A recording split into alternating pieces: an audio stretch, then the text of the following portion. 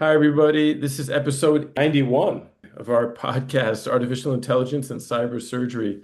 This is the official podcast of our journal, Artificial Intelligence Surgery, and our society, Artificial Intelligence Organization for the Next Generation of Surgery.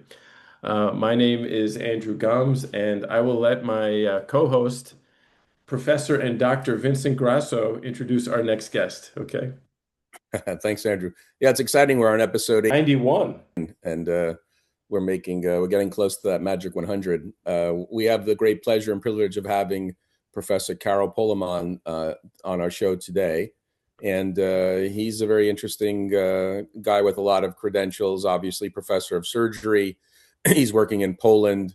And it'd be very nice for you to introduce yourself to our audience and do a much better job than I do on having the audience learn about your background, your training, your interests in AI. And again, thank you and welcome to the podcast, Karol. So, Karol Polom, before you start, I forgot our catchphrase and Vincent forgot our catchphrase. So, we just like to point out that Artificial Intelligence Surgery is the first journal dedicated exclusively to artificial intelligence and surgery. So Karol, please let us know where you're from. I met you in Poznan last week, but I'd like to hear more where you're from, why you became a doctor, why you became a surgeon, and we'll start there. Yeah, thank you.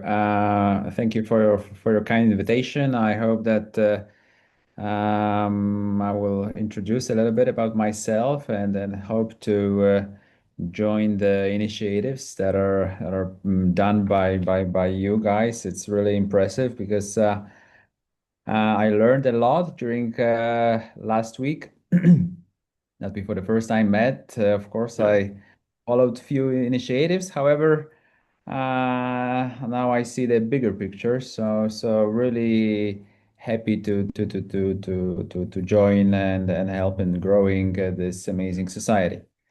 I'm Karol Polom. I was born in Poland here, very close in the first capital of Poland, historic capital of Poland, Ah, where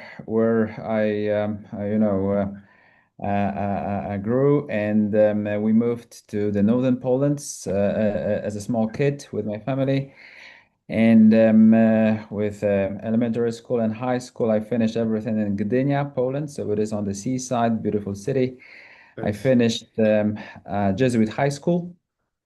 Nice. So one of the best places that showed me a much bigger picture about not only how to learn, but also how important are factors associated with history, culture, humanity, etc., etc. Ethics, So yeah, good, yeah, important stuff in the age of artificial intelligence. So you were born in Poznan? no, I was Ah, born in Gniezno, so it is like 50 kilometers from here, okay. from Poznan. But And yeah, that is the former capital of Poland yeah, or the first, no, Really? Oh, no, so because we had so three you capitals: Gniezno, Kraków, and now Warsaw. okay, because that reminds me, I have to tell Vincent that Karol is actually the PhD thesis advisor of Karol Prusinski, our technically our thesis advisor. So Karol, interestingly, I found Uh, out, Radwig Prusinski went to Poznan for medical school. Am I correct, Karol? Is I that don't where he went know. to med? I have to Oh, ask yeah. him. I think that he Yeah. finished in Dublin. However, Oh, maybe who knows? maybe he did in Lublin and he did the PhD by you. Is that what happened? Or am I? No. I will have to double check. Oh, I did a review of one of his PhD students recently. Very good. you know what? You know what? Who is that? Who is that GYN oncologist I was sitting across at the dinner? Who was sitting across from me? The one who you were his The guy. thesis So advisor yeah, for. yeah, he gynecologist from Yeah, Germany. yeah, yeah. Yeah, that's a friend of mine, Oliver Butner. He is my PhD student. He is your Former PhD student. PhD. That's right. I'm confusing. I'm confusing too many Polish guys in one dinner. Yeah. But yeah, okay. But He was originally from a university hospital in Magdeburg. Interesting. I could have sworn he told me Wow. that Karol did a medical school in Poznan. But anyway, we'll ask I did. the other I Karol did. another Yeah. time. Yeah. Yeah. So yeah, and then I moved to Poznan for medical school. Yeah. I think one of the things that moved me to medicine, of course, I was very good in math. So I Great. thought that I won competitions, this kind of a stuff. So I thought that Yeah. maybe I will do some finance things, and I was looking for some school about that. However, I was still wondering about being a little bit more involved into helping people. Yeah. And of course, maybe also that my grandfather was a medical doctor. So I thought that maybe I should go a little bit more into that. That was difficult that time, so I left my home, Yeah. moved to Poznan, did my medical school here. And afterwards, I started my general surgery training here in Your Wielkopolska. grandfather was a doctor? What type of doctor was Yeah, he? yeah. That time, I mean, because he was before the Second World War, so he was kind of I think that he did many things together. He was killed by the Russian Secret Service Ah, because of helping Polish army. yeah. So yeah, He many was a years good ago. man, yeah. However, yeah, however, that was kind of things that I wanted to continue because, for example, Yeah. my father could not become a doctor because of that history. In communistic time, you could not Ah, become a doctor as your father was a doctor because that was only for people who worked hard, no intelligence. I yeah, mean, this yeah. Oh my stuff. God. Yeah. We, It's hard. we, It's it's hard to imagine that level of foolishness, yeah, but but that was Polish history.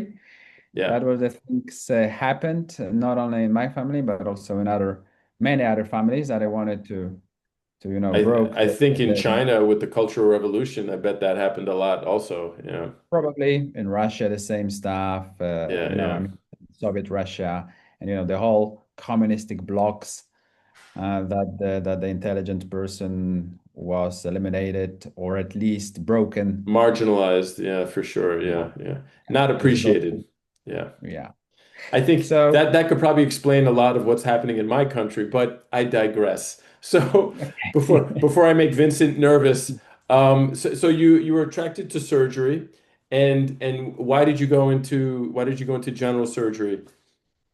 Well, I started my work here in Poznan because I met a person who showed me a little bit more about how to do research, how attractive is research, and we started, things together.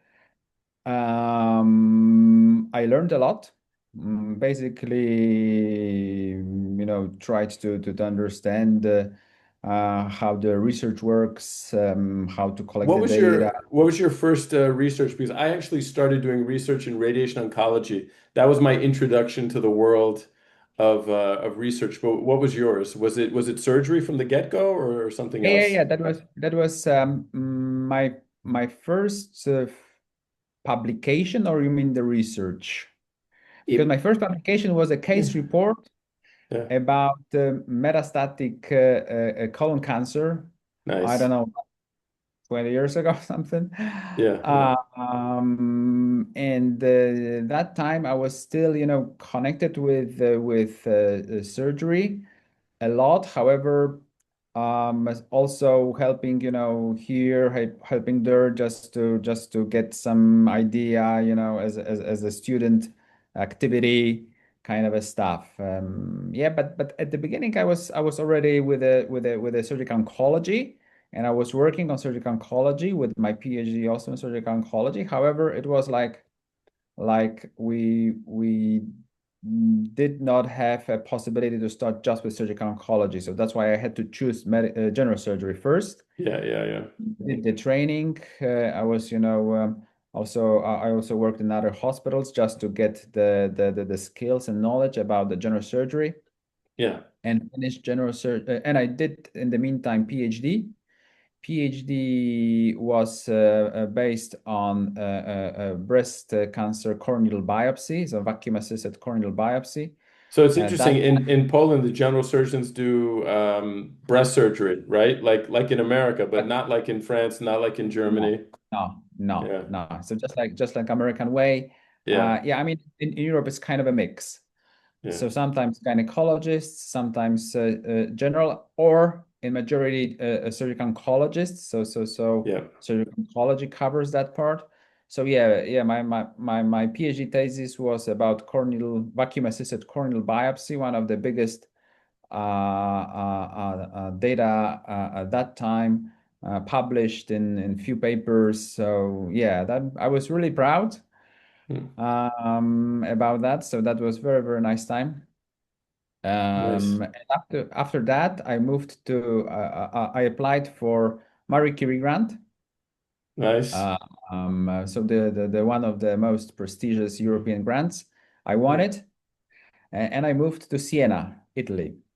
Oh, you're I kidding. Yeah. Yeah, the palio, yeah. paleo I stuff. Yeah, That's right. We yeah. talked about, I did, I don't know if you know, Vincent, but I did an archaeological dig there one summer. I majored in Ah, archaeology at Yale. And that actually reminds me, you mentioned you were trained by the Jesuits at a time. And correct me if I'm wrong, but you must have read a lot of the classics. You must have done a lot of ancient Greek philosophy, Marcus Aurelius, everything. So do one of the things they're talking about in the era of AI is that we need more people with an understanding of ethics and the humanities. Actually, unlike you were saying how you were very good at math, but actually a lot of experts are saying that they need more people grounded in the humanities. Vincent, what do you think about that?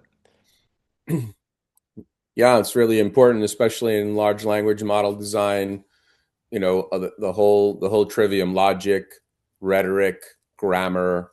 That's all really important in working with AI, especially in on the the text based side of things, and also architecting agentic flows. There's a lot of strategy and let's just say training that's required that doesn't come out of a straightforward bio program. Like if you're a biology major and you didn't take any liberal arts classes, linguistically you're a little behind, right? And being able to construct prose. So they're really looking to hire kids that study philosophy. People that are atypical that you wouldn't think would be hired, but that's who the AI companies are going after. And it's a big change. I think it's a good change. Yeah, interesting. And now I met you at an AI conference that you organized at Poznan. Tell us a little bit why you decided to organize that. Is that the first AI conference you did, or have you done it before? Like, what are your projects, as you're shifting over from general surgery more to yeah. more AI? So that was my first AI conference. The story behind is a little bit more complex because we have to move back 2016, 2018. I was the president of Young European Surgeons, affiliated with European Society of Surgical Oncology, and we did many activities, and we created a group of amazing European surgeons joined together doing research, trainings, crazy stuff, and with amazing people, really amazing people. And with all of that friends that we did it together, we applied for costs grant last year or 2 years ago. So that's a EU grant for training, and this is a dissect. So we try to change and help in training between the different countries to diminish the disparities between them. and we proposed many activities. One of them was introduction to new technologies for surgeons from different countries, from different European countries, and also online possibilities. So EU supports us a lot. And I am currently the chief of innovation part in that project. So we decided that together with other friends, we will start this AI conference, AI meeting. At the beginning, we thought it will be smaller. However, I think as you want to really have an impact and to show that there is much more that we can, hear during normal conferences. That is like maybe one lecture or something that gives you just maybe a small glimpse. However, I think we had to see that in more complex way.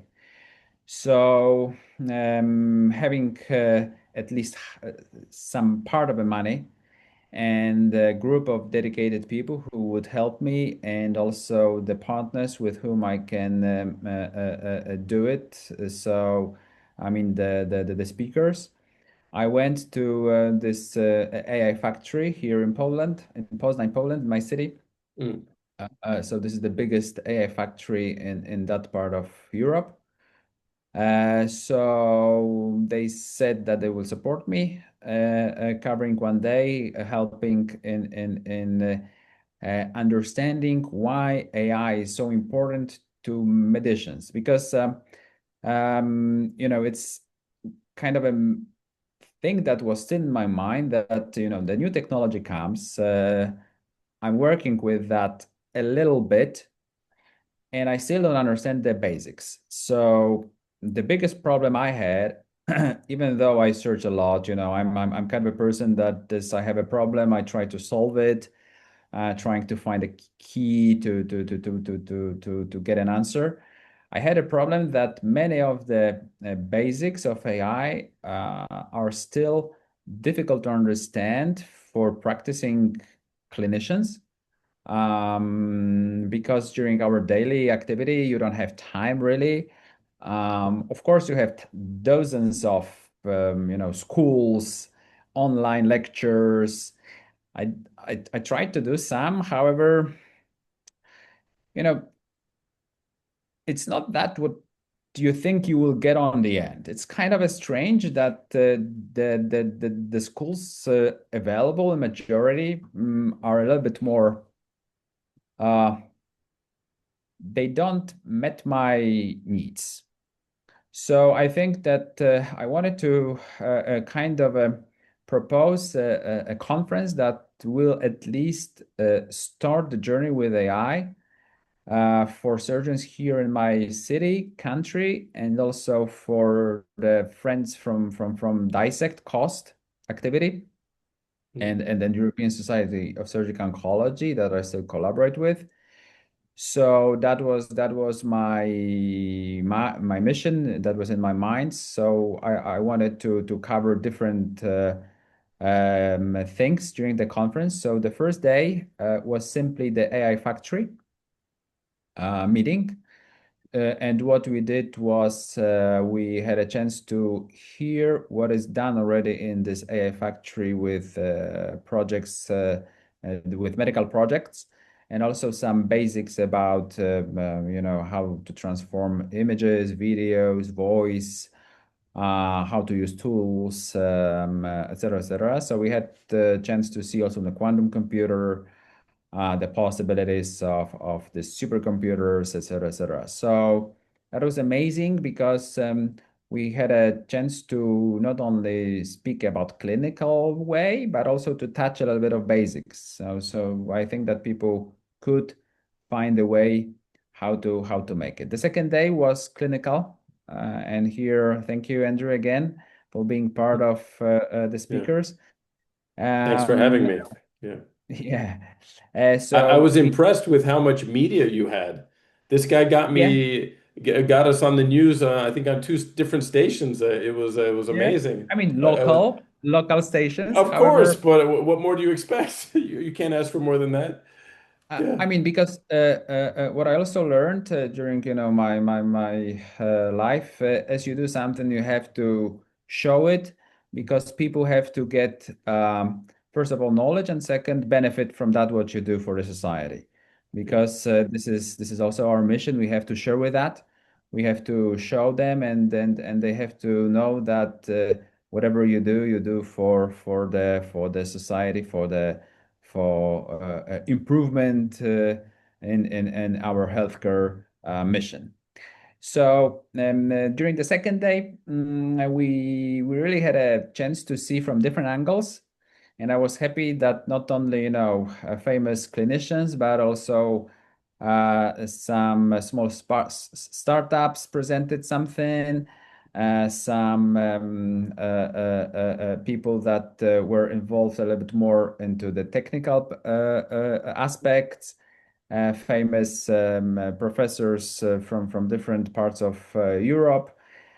So really nice mix of people who showed the different angles of what is currently in medical AI ongoing.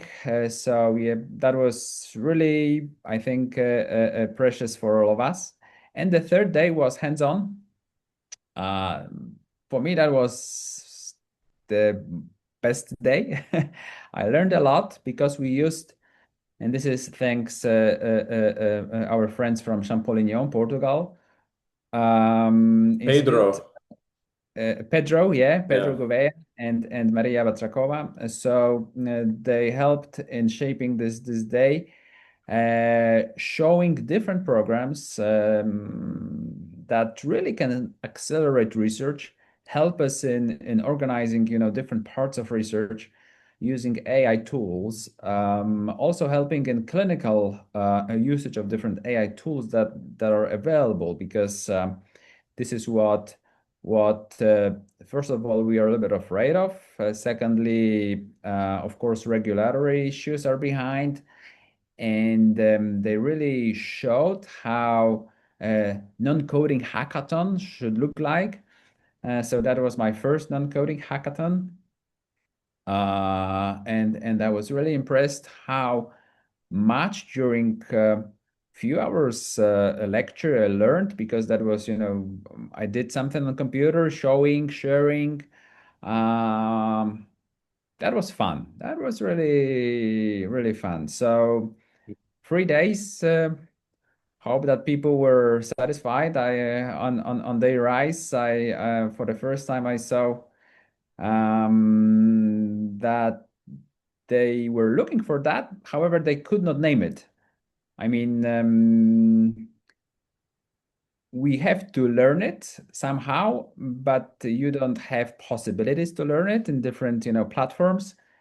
And this is something really, really nice. Yeah, no, Yes. it's so sorry, just someone just walked in. No, you know, Vincent, we talk often about this, about how hard it is to get training in this. We're we're we're part of masters that we're creating, we're part of PhDs that are being created. But one of the things that stands out is apparently Polish language is one of the best languages to make these large language models. And I was wondering, Carol, have you heard of this? And if could you give us a little Yeah. bit of an explanation on on Polish in the sense that you speak English, you speak Polish. How many more, forms are there? Like, do you have past tense, remote past tense, and like recent past tense? Like, how would you explain to a non-Polish speaker how Polish is different, say, from English, and to why potentially it's so helpful? Or unless Vincent, unless you know already. Probably Carol probably can articulate it much better. He's also a mathematician. So it's what do you think, Carol? Because we Uh, we've heard that as well, that yeah, yeah. I mean, linguistically Polish is wonderful for AI. yeah, I think that um, Polish language is very precise in terms of especially endings. So it's not only the tenses that we use, but also the the declinations, different word order in the sentences, and Words also have to agree even more so than German?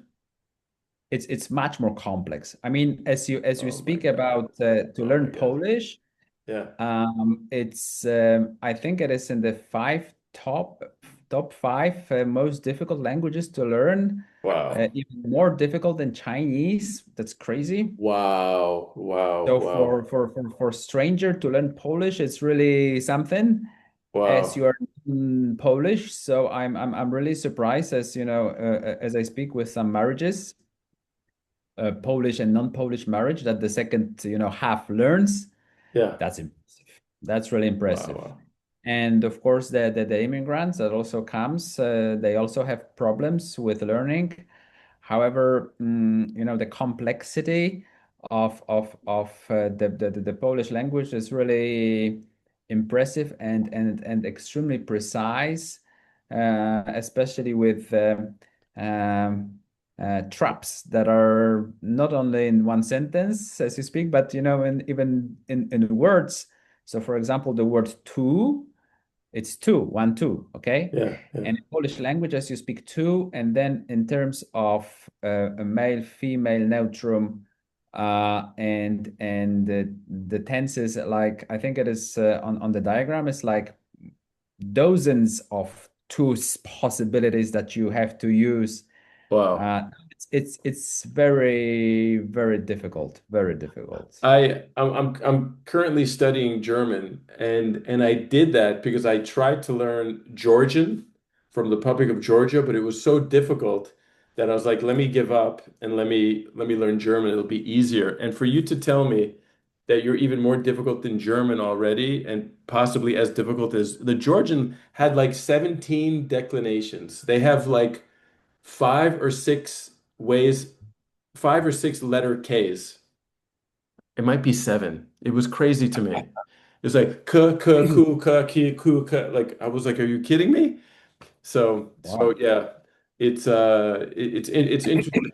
It's interesting, but there must be some benefits to being in Poland during AI if you're to create these models. Believe it or not, yeah. Uh, I don't know. Many Poles work for OpenAI. They created that a lot. This Ah, wonderful school interesting.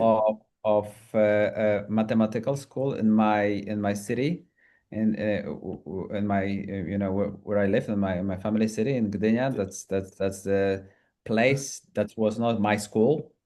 It's another one, and I mean half of OpenAI it's from that school. Interesting. Interesting. It's Believe it like or it's the not. MIT of Poland, basically. Yeah, kind of, kind of, Understood. uh, Yeah. amazing people. Really, hardworking, innovative, etc., etc. So, yeah, maybe the Polish language helps sometimes a little bit Maybe. to understand mathematics. I don't know. Maybe that's kind of a way your brain has to work because I heard that as you speak Chinese, both left and right, better. So that's also interesting.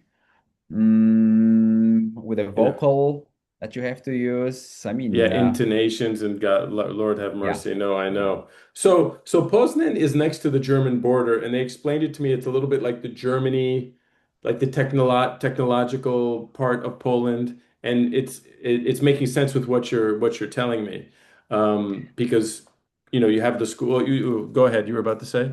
yeah. I mean,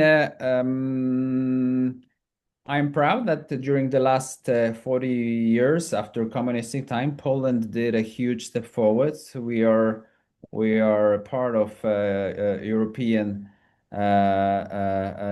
Union, but we were always part of European world. So um, we had a very good chance now to grow, not only economically but also scientifically and different areas of Polish government. really helps during the last 40 years to create possibilities that were never possible before. Yeah, Poznan is also one of the places where not only industry but also many other activities. Poland is very famous for video gaming Hmm. industries. A lot of lots of experience already in creating. Software development, yeah. Yeah. Interesting. Uh, lots of things are happening also with the support of technical universities, and of course the war in Ukraine Yeah. creates the possibility as every single time the war does. So many people trying to create solutions for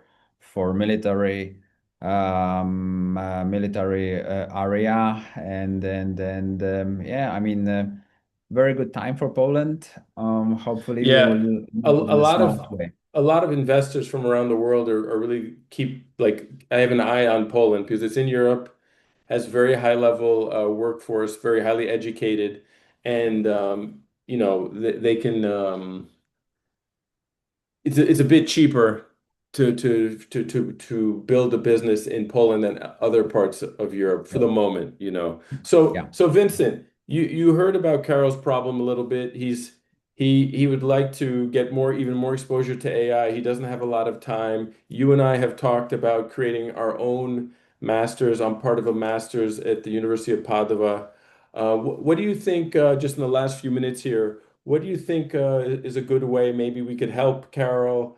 Maybe have him. What are your thoughts on how he could help grow his AI footprint at his university? No, it's very exciting. I think, like you and I have gone through our journey of education beyond our clinical. Um, First of all, surgeons are, there's a pretty smart group. A lot of them have a mathematical or a physics background, an engineering background, which really helps. There are tools now, as Karol mentioned, to do rapid development, like Replit, other platforms that let you code very fast. The challenge is you have to know what you want to code rather than just jump in and start creating a lot of little demos that look interesting but could never go anywhere. So I would propose the following. There's a requirement of some foundational knowledge and skills, like business process mapping notation lets you document workflows properly, and those workflows can be exported to writing source code. Some financial knowledge based, you can't propose as a surgeon to a hospital administrator that you want to build platforms without understanding budget and what it would cost, right? Because then you're doing a science fair project. So, right now, business people still run the world that we live in. And as physicians, we need a seat at the table. You have to speak their language. Not to say you have to get an MBA, but you need some new knowledge and an innovative master's program that had some technical training, some business training, a capstone project that you actually build something. That would, I think, move the needle very fast without putting a lot of effort in, because surgeons don't have a lot of time to go get additional credentials. So it's got to be really impactful and focused. But I love what you're doing, Karol. It's very exciting. Thank you. Nice. So this is technically episode 91. So Karol, you're starting the new season with us. We we're very happy to meet you. I'm glad you're working on joining Aeons. I already got your response for our first collaboration, so I thank you for that. And I look forward to seeing you more with Aeons, and hopefully you can come to Paris on July 2nd at our second annual meeting if possible. I know that's tough. That's a little bit short notice, but if not, we'll definitely get you involved for the third one. The third meeting, just so you know, we're planning on doing it in Amman, Jordan. So obviously, hopefully things cool off in that region of the world, but that is our hope that we can be there next year. Okay. Thank you very much. I really enjoyed. I hope that we will make some nice, not only AI, but also some interesting stuff together, building the